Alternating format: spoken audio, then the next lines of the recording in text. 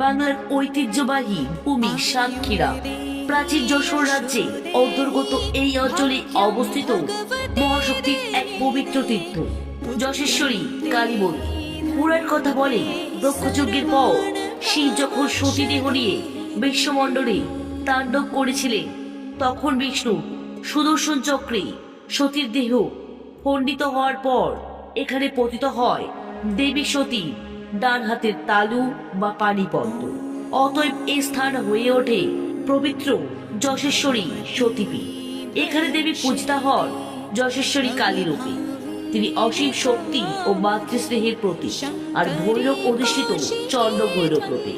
এই পীঠে চিরন্তন রক্ষক তিনি।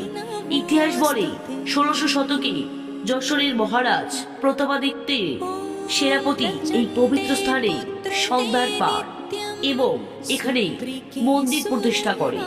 মন্দিরের পাশেই রয়েছে এক বিশাল নাট মন্দির, যা প্রাচীন বাংলার স্থাপত্য ও ঐতিহ্যের সাক্ষী। আজও হাজার হাজার ভক্ত এই শক্তি ক্ষেত্রে এসে প্রার্থনা করেন মায়ের কৃপা ও আশীর্বাদের জন্য। কমেন্টে অবশ্যই লিখবে জয় মা যশেশ্বরী।